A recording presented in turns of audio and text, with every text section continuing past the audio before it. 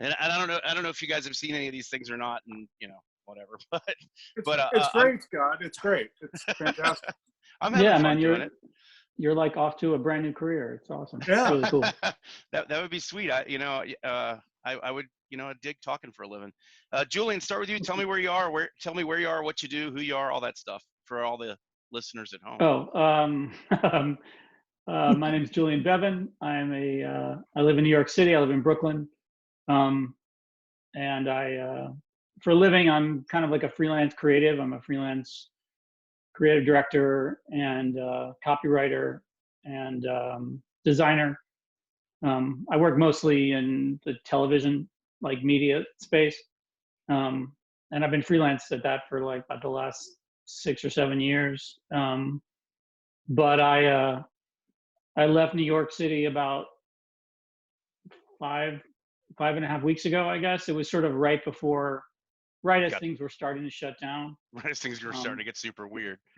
Yeah, I mean, my wife and I had actually planned to kind of ride it out in the city and stay there. And we ordered, a month or 2 months probably worth of food and everything we would need to basically just stay at home. And we were planning on doing that. But my parents and my extended family, which is pretty tight knit, they live pretty close to the city. My parents live outside of Great Barrington, Massachusetts, which is about 3 hours out.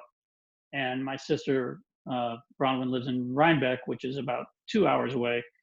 And I was just starting to get intense pressure from my family to get out of the pandemic lockdown, right. Because they were just kind of like, we don't know if he's going to shut the city down and then you won't have the option to leave and that kind of stuff. And, and so that was definitely part of the motivation for leaving. Another part was just to keep my parents at home. My parents are both in their 80s and certainly at risk, for something like this. And and I would call them on the phone and be like, "Where's Dad?" And my mom would be like, "Oh, he ran down to the store, to get something." And I would just be like, "No, like I thought we talked about this. You're not going. You're staying home. Like order things to get delivered." And sure. And so I realized the most effective way for me to have an impact on that was literally just to move in with them. Yeah. And keep them at home. Seize the bull by the horns. Yeah. So about 5 weeks ago, my wife and I basically, left the city. We needed to self-quarantine prior to getting with my parents, because of their vulnerability. So we rented an Airbnb in the woods, about an hour away from them in central Massachusetts, and basically stayed there for an entire 3 weeks actually, and didn't see anybody, didn't go anywhere, and completely, self-quarantine till we felt comfortable then moving in with my folks. And right. You didn't have anything. Right. And you couldn't get it. Yeah. Yeah.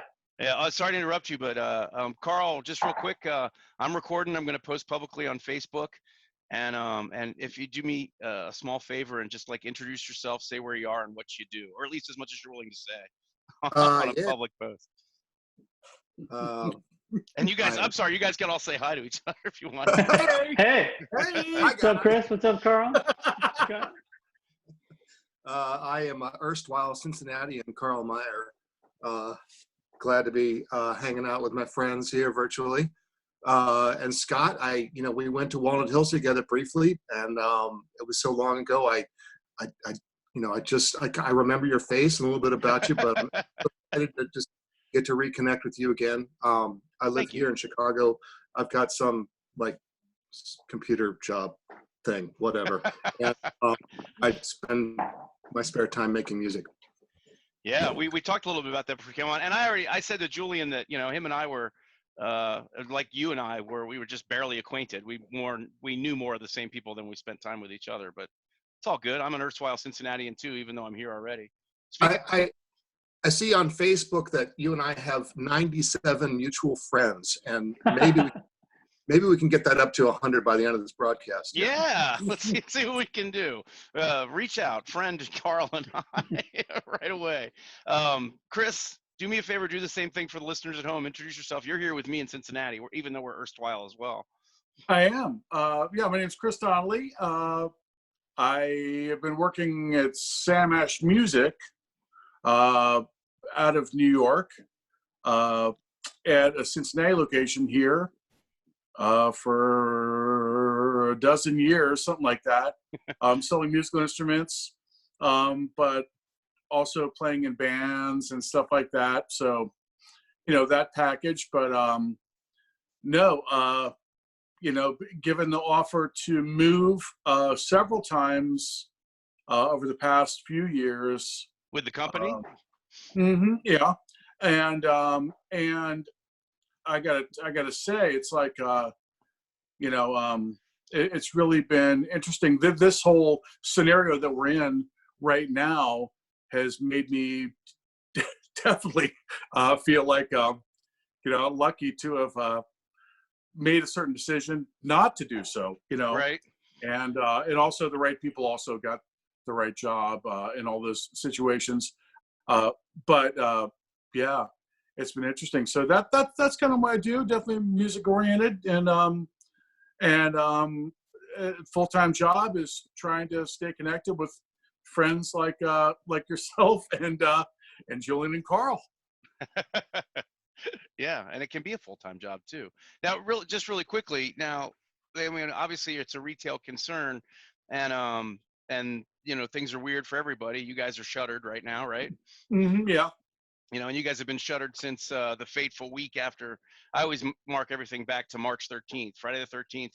The following week from then on, everything got weird pretty much everywhere. Yeah, it was right. Yeah, like that Monday after that. Actually, we were actually doing a limited capacity type thing where I had to basically be like a bouncer at the front, and we had signs on the door, and then we had to put them in different languages too, because we have definitely a clientele with definitely English is not their first language, and we try to accommodate them. So for them to understand that, we had to try to explain this as nice as we could, and so, but it was very tense for a few days. It was extremely tense, and then the final edict came down, that we were to close, and so yeah, and so we're in the process now of trying to figure out, when we can do some type of limited thing for musicians. Right. It's definitely not going to be the whole, stroll around and play 30 guitars, Right. before you take your lunch break type thing. It's going to be more immediate accessories, and also using a return policy. Hey, say, hey, Sure. You really do want this Gibson SG or whatever. Here you go. We'll guarantee it's the best price, and you got 30 days to take it home and fall in love with it, and you just can't do it in the store, Right. So it's guys, did you guys pivot to? I mean, obviously Sam Ash has got a big online presence anyway, right? I mean, did you guys pivot to try and? I mean, I don't know how you do that. I've had conversations with people in the restaurant industry, and I'm kind of a rube, so I just thought, well, do carry out, but it's not. You don't just flip a switch and do that. No, we actually have a distribution center in Florida and Indianapolis, among a few others. And so I get messages, I mean, literally every other day, just people who know me through social media and Facebook Messenger and things like that. Want to order stuff. Yeah, and they're like, hey, we need to get this. And I'm like, okay, that's totally cool. I don't know what gig they're doing, but they, need certain things, and I'm not going to question it. So I direct them to, our website, and here's a name you can use, mention me, all the inside stuff, Sure. And we just, that's what we've been kind of getting along, and it's actually been okay. But obviously after a certain amount of time that, that the revenue versus overhead becomes right. For everybody, something to discuss. Yeah. Well, Julian, you were talking about being a freelancer in New York City as a creative for the last 6 or 7 years, and I heard that and I thought that must have been hard as fuck to establish in New York City. Anybody that's like making a living doing that sort of thing, it had to have been super difficult. But in your business, I mean, no, yes, maybe. Well, I mean, yeah, I mean, I've been working in my industry for over 20 years, so I was on staff a lot of places, and eventually just decided to go freelance and Sure. kind of diversify my skill set a bit more. So just to kind of change up the kind of work I was doing a bit and do more interesting stuff and more Yeah. varied stuff. Well, I mean, yeah. you just added your work life and your success there to another reason I'm envious of you besides your musical taste and record collection. Oh, yeah. So Yeah, I mean, I was I was a very active DJ for a long time, and a record collector. I guess you're always a record collector once you're a record collector. But I kind of phased out of DJing in clubs regularly about 10 years ago, maybe 15 years ago, phased out. But I still DJ, parties like loft parties and stuff every now and then, just for the fun of it. Right, because it's fun. Because it's fun, yeah. So, but as a freelancer, I mean, did you see any of this coming? I mean, obviously you had, like you outlined before, you had a real clear cut. I mean, you guys had a plan. I mean, you guys moved, in a very firm direction. Did you have a little advance notice? Did you see it better than maybe the rest of us, or maybe just? I mean, I don't think I had advance notice. I'm just a person who pays attention to the news and international news very closely. So I was monitoring everything going on in Italy, about a month before it was here, and people kept asking me like, "Oh, am I going to see you at that party? It's on March 16th," and I'd be like, "You're not going to see me till Labor Day. Like, you don't like." I was like, just like read the news and what's going on in Italy right now, where the whole country shut down and they're turning people away to hospitals. Like, we're 3 weeks away from that. So do with that what you will. Really. Yeah, it actually turned out to be less. Yeah. So I mean, in that sense, I had been keeping my eye on it, since January. And so, I mean, by the time we made the decision to leave, like, we were already stocked up for months. I had masks. I had anything, we had like $1,000 in cash. We just had like anything you might need for the first few weeks of the apocalypse. Couple of gold ingots. Yeah. Yeah, exactly. But yeah, it wasn't any inside information. It was just paying close attention because everyone knew it was coming, Sure. And it came. Yeah, and I mean, I guess just exceedingly good fortune on all of our parts so far, anyway, that we haven't, that it hasn't been worse. Karl, so you said computer work. That means working from home. What's your home life situation like? You're quarantined in place in the city of Chicago. Are you in the city or are you in the suburbs? Just right outside of the city, in a suburb. It's Oak Park is the area. But yeah, very close to the city. And so my wife actually already worked from home. Right. So now, and I have 2 high school age kids. We caught up over that the other day. Yeah. I've got a senior and a sophomore, and they're basically just doing their work online. And then I'm in the basement. It's a good thing we got this basement remodeled. I mean, I don't know what we would have done. Like, right? There wasn't a place to hide. Now it was like a cellar, like a literal, old school, cellar. Right. And, about 5 years ago, we invested in making this livable, and I don't know what I would do if it weren't for that, because this is a small house. It's which is like all we could afford in our kind of area. So yeah, we're just hunkered down here. My mom lives pretty close to here, so I stop by and very carefully kind of leave stuff and chat with her at the door, kind of thing. But wait, Karl, I'm sorry. Wait, your mom moved from Cincinnati to Chicago? Yeah. I totally missed that, man. I thought, I thought you had stopped down and visited her. That must have been recent, right? About 4 or 5 years ago. I'm gonna say 5 years ago. All right. Yeah. So yeah, she was living in Covington actually for a long time. Yeah. And moved up here, I'm gonna say 5 years ago. So anyway, I mean, yeah, as far as the work goes, like, I mean, we're still busy. The sales are down, but now we're just got a new kind of thing to do to figure out how to get more sales. And so there's Right. repositioning and so forth. I'm in the online advertising business, so Right. we're basically just having to kind of pivot and change. And some things were still going on, like we were doing a lot of business with the U.S. Census.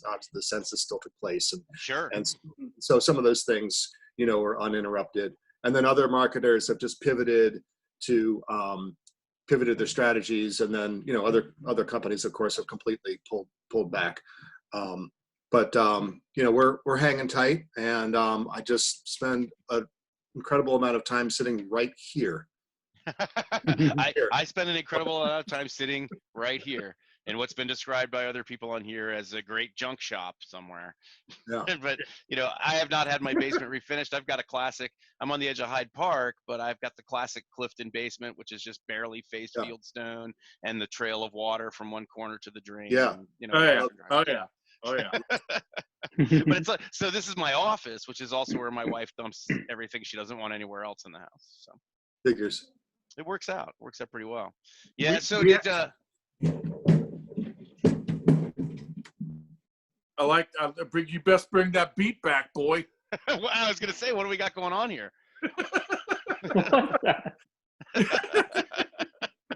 Like I said, small house. Right. I realize that sounded like a herd of elephants. Those are just teenagers. Yeah.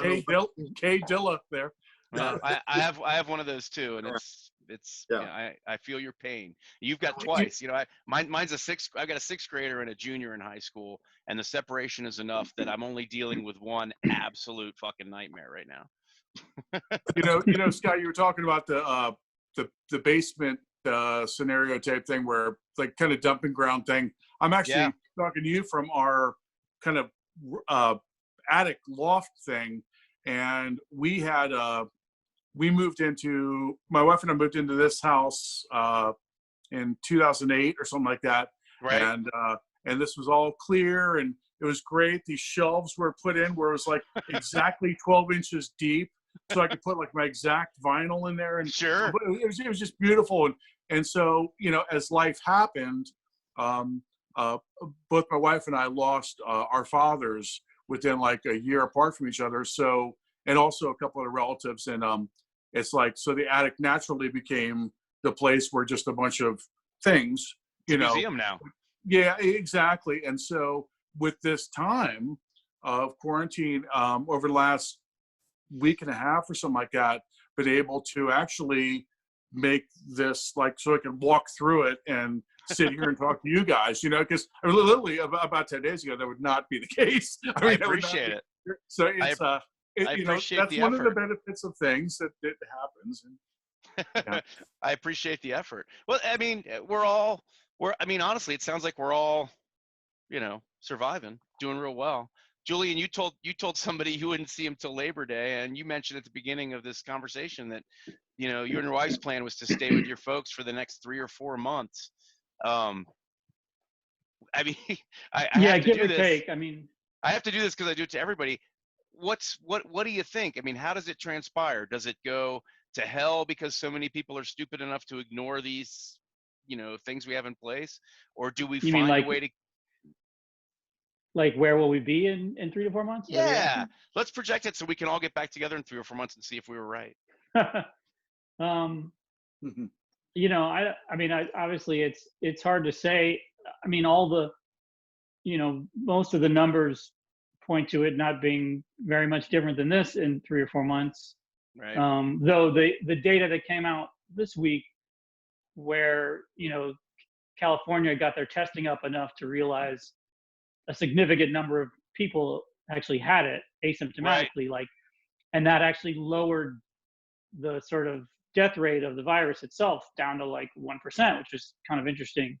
And I think that, unfortunately, that will encourage a lot of people who want to open up the country. But, speaking as somebody who, even though I'm not in New York at the moment, my whole extended family of friends is in New York, and the toll it's taken on people in my social circle is, I've literally lost count of how many people have died in the last, Oh my 6-7 God. weeks, and these aren't, a lot of these are sort of friends of friends, relatives of friends. I mean, I've known a few people peripherally that I know from my social scene that have passed, Right. and that was hard enough. But literally almost every day or every other day when I open up Facebook, a relative or a friend of someone has died, and that's literally almost every day for the past 6 weeks. So it's I mean, and a lot of these are elderly people. A lot of them are over 50, and a lot of them have pre-existing conditions, like diabetes, and obesity and whatnot. So these are generally the people who you expect to be most affected by this, but Doesn't having change. it be I was just having gonna, it be so close to everyone I know, I take it much more seriously maybe than people that just haven't had that experience. right. I mean, it doesn't change regardless of Yeah. whether they fall into the categories of most susceptible or not. It doesn't change the personal impact. And I think a lot of the stuff I'm seeing about people's willingness to economy first things are from people that haven't, for whatever reason, had that personal impact. Right. And It's I understand that if you lived in a place with 0 to very few cases and it just didn't seem like it was that much of a risk, I can understand the inkling of being like, why are we behaving Right. like we're in a pandemic hot zone when we're probably right, not? We're technically not. right, I sympathize with that, but at the same time, being close to it enough to see how terrible it can be, specifically, especially for elderly people in homes. hmm So many people I know have lost their parents or grandparents in the last month, and that's just because they were in a home in northern New Jersey or in Long right, Island, where they've lost 35 of the residents or 40 or 50 of the residents. That's right. you know that's a that's just a scary thing. So I don't know what the answer is, but I do know that it's worth you know taking seriously and trying to prevent anyone you can from suffering from it. Anyone, and anyone you can. I Anyone. mean, yeah, without a doubt, without a doubt. And it's, my fear of the whole thing. I try to put kind of a positive spin on some of these conversations, but my biggest fear of the whole thing is that there's a kind of general negligence that leads it to the point where nobody has the right mindset until everybody has felt that personal impact. And Right. I'm terrified of what those numbers mean. What do you guys think? So we actually had one of my wife's best friends, her boyfriend, who is definitely younger than me, um, with complications from COVID-19. He passed away almost 2 weeks ago, and they had a funeral where the burial, the outdoor burial, where was cars just drove up and nobody Right. got out of their cars, and very surreal. I mean, like Wow. Yeah. rollerball type level, so it's strange. And it's very weird. But Julian, you definitely nailed it with the understanding the confusion and the frustration of people that don't, they're not seeing it firsthand. Right. And It's a big factor. you can't blame them for being really like in denial about it, and Sure. Because I mean, they're out of work and they're suffering, and they're like, totally. and they're also obviously willing to take a certain amount of risk themselves, and I get that, but it's when you see how bad it can be and how rapidly it can spread among people that you love, it's terrifying. So yeah, I don't really know what the answer is. Yeah, it's a tough nut. I mean, it doesn't help anything that we've spent a measurable number of years in this country kind of watching various media outlets and political figures be undercut as far as their believability, and it doesn't I guess what I'm saying is it doesn't help that IQs have been systematically degraded in the United States over the last decade. Karl, what do you think? I don't have any profound insight on this. I got to be honest with you. I think all of us have admitted we really don't. Yeah. Yeah. I mean, I tell you, I watch so little news because it just so disgusts me, and it's just so tough to watch what's going on. Honestly, most of what I learn about the world is filtered through my wife, who's more the news junkie, and she kind of reports back to me kind of a lot of these statistics and Nice kind of arrangement. yeah. I'm also pretty fortunate that nobody I know in my immediate circle has been affected, but I've certainly seen plenty of posts and friends of friends kind of thing take place. So I mean definitely I'm very concerned about it. I mean I think everybody is. It's hard for me to find sympathy for these people that are protesting. It's like, what are they protesting? They can't go out to bars and restaurants for a little while. I mean, and I know Some of it. people want to get back to work, and I mean to minimize that, but some of it feels to me like it's that level of triviality is kind of, like you're stomping on my rights kind of thing. Like, like someone's going to take their rights away forever or something, it just seems so irrational. So again, these are all the things that make me want to close off from all of that and Right. and just crawl into a cocoon. Yeah, I've been in the same boat off and on for the last 3.5 years. But I don't know.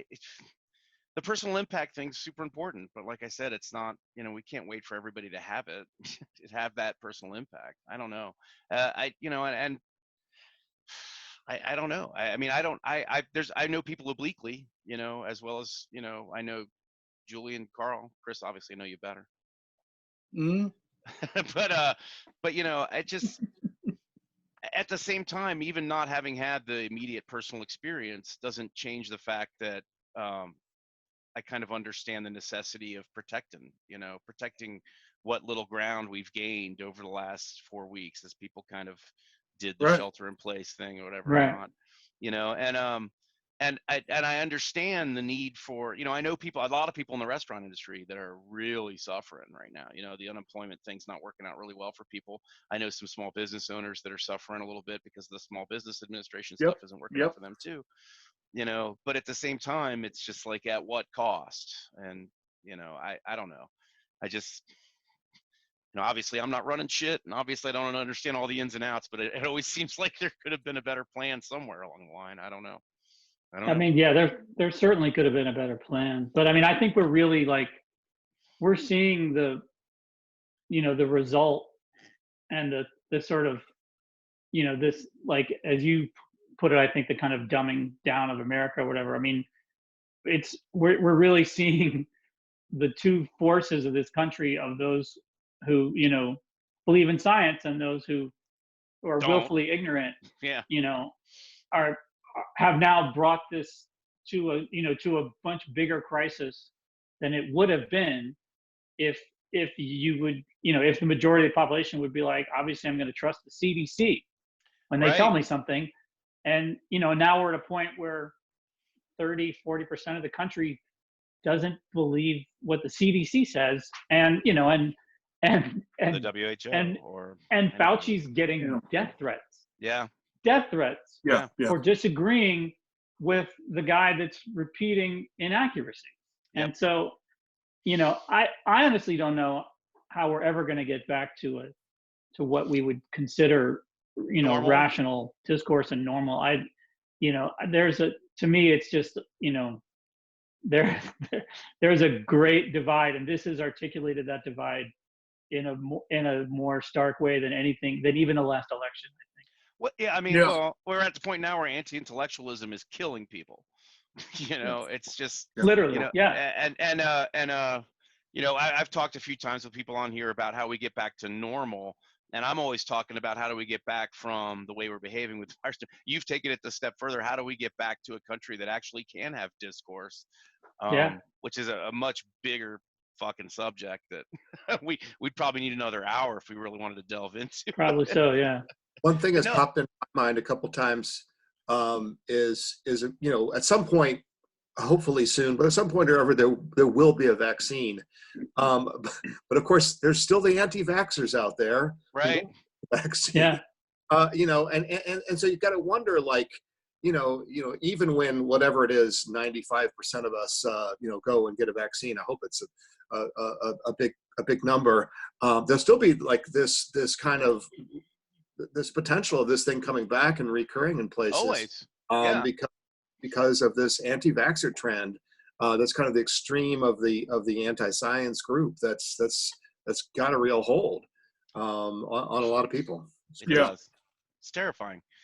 It really is. I mean, I like a good conspiracy theory as much as the next guy, but the anti-vaxxer thing, it just strikes me as so mind-bogglingly owing to a point. I can't even wrap my head around it. Like I can't It's a community. It's a community, and they feel comfortable within that community. It's the same thing as a community of people socially looking at the protesting at the capitals as like a kind of like an event, going out and being with the people. It's like, and it's unfortunately a lot of these people too are season ticket holders for a lot of the sporting events, stuff like that, and it's like just for the community aspect of it all, and I mean, I get that. I mean, and there's aspects of society that have been shut off that, I could see your average person dismissing as completely unnecessary. You said sporting events, but these are the kinds of things that, kind of keep it all together.